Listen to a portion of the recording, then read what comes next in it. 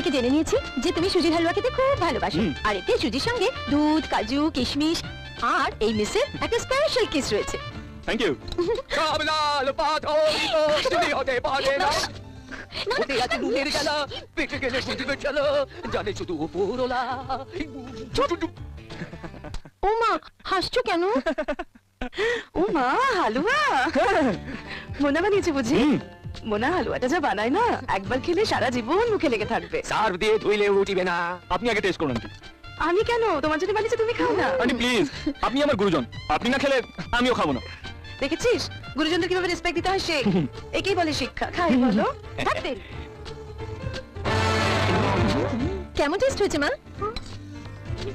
এই কি হচ্ছে এখানে? আঙ্কেল প্লিজ হালুয়া হবে নাকি? হ্যাঁ অনেক আছে, খান না। Thank you.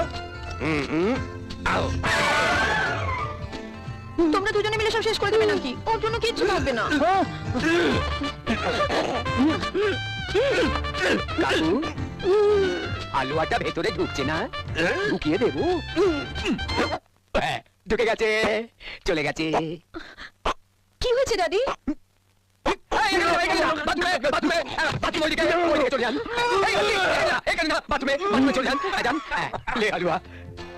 মোনা, হালুয়া বানানোটা মিষ্টি হাতের কাজ, ওইটা তুমি পারবে না।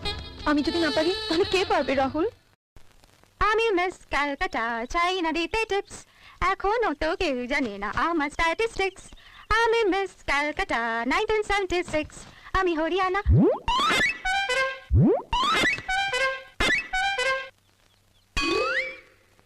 এই ইম্পোর্টেড বাঁদরটা এখানে কোথা এলো?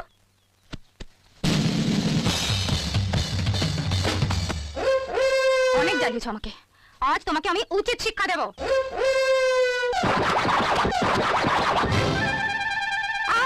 চুলের কি বাহার, যেন বট গাছ থেকে ঝুড়ি নেমেছে।